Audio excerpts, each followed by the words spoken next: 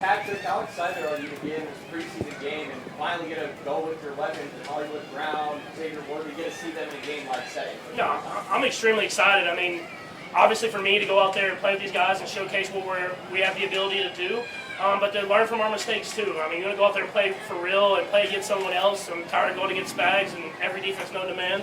And so I think just going out there, letting the guys play, make decisions under fire, and have them make those right decisions and learn from the mistakes after. Have you seen some things up here that tell you that things should be a little different when the season starts as far as the passing game?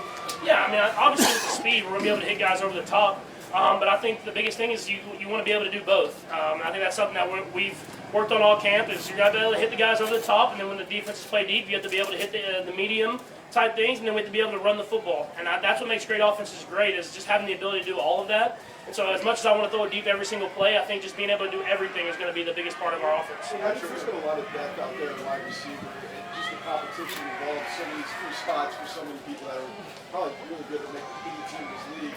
What have you obsessed from the receiver and the battle out there and how everybody's fighting for that job? Yeah, I think what I've loved the most is how much they root for each other. I mean, you can see it out there. I mean, when guys make plays, everybody's going out there to celebrate.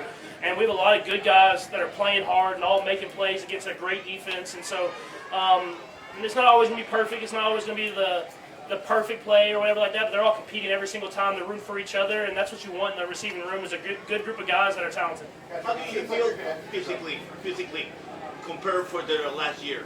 Because win 3 Super Bowls in a row is almost impossible for a lot of teams. How do you feel physically, and how do you see your team?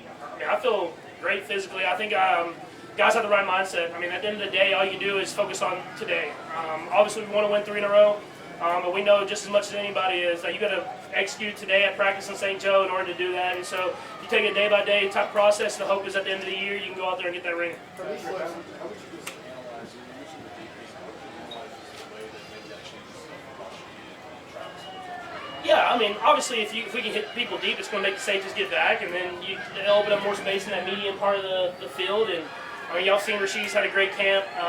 So has Travis. So has guys like Noah and Wiley. I mean, if you can open it up down the field with those speed guys, that threat opens the whole entire field up. And so I'm excited for it, as well as just letting those speed guys work in that intermediate range as well. And so it's about having a diverse offense, being able to go out there and attack in different ways. And I'm excited for the opportunity to go out there and show it. On that one, it seems like the connection with Xavier downfield is pretty good.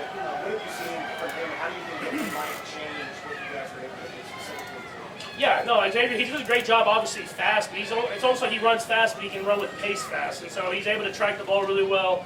He runs a lot of great routes, and he's going to get as physical a camp as any here. So, I mean, he's doing a great job trying to fight off press as best as he can, getting through there and making plays happen.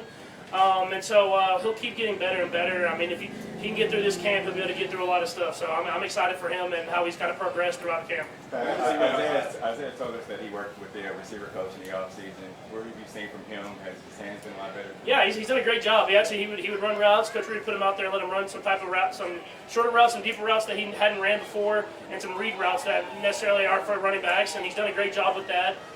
He wants to be great. I mean, he's done a great job running the football for us, doing a great job catching out of the backfield. But if he can catch it from the slot or from a receiver type position, it's just going to help him be an even better football player. I noticed John Gruden out here. Yeah. What has it meant for you being out here? What has he told you? Yeah, no, it's always great to hear offensive minds, and obviously someone that we've went up against, so you kind of can listen to ways that they were trying to go against us and combating stuff that we did well, and then him and Coach Reed have a long history, and so just to hear them talk about old school football plays is always cool for me, being a football historian. And so it's been fun to have him out here and just listen to him talk about football. We'll go across from the vets, right? Pat, I know Kingsley's a talented kid, but he's a rookie, and there's so many things you're processing on each play. But is that an extra alarm that's there that maybe you got to be a little quicker? Or, is that something you kind of look over your shoulder, or you just let it fly? I mean, you got to just trust that he's gonna go out there and make the plays happen. He's done a great job this camp, going against a lot of different type of rushers. Obviously, it's going to be a great challenge. I don't know how much their starters are going to play, but going against the defense ends with Walker and Allen Hines. And so I think just him going against some of the best is going to even bring out the best in him. And that's what you have to expect. And then for everybody, I mean, everybody that's going to be out there. And so that's what it's all about. I got to trust in those guys in order to go out there and play the game that I want to play. And so I'll let him go out there and be the football player that he's been all camp. DJ. Patrick, I know last season you got a kind of force you all to grind games a little more, just with the newfound speed and the deep ability? Just how do you think that Andy and Matt will call the game? Just trying to find that balance between going deep and getting those shots and make sure they grind out takes time off the line. Yeah, I think it's just about being smart, and I think more than even coach calling the game, it's got to be about me making the right decisions. I mean, he's going to call plays that have shots in them, but every time he calls a play that has a shot in there, there's a place for me to get underneath and get to the right guy. And so it's about him, Coach Reed, Coach Nagy, me, and all the other coaches talking it throughout the week, knowing when we take the shots, when we want to be aggressive, what the situation is in the football game. And take it and be aggressive, but at the same time, when it's not there, get underneath these guys, let them make plays. That's what I've learned over my time is it's got to be making the right decisions out there at the end of the day. Hi.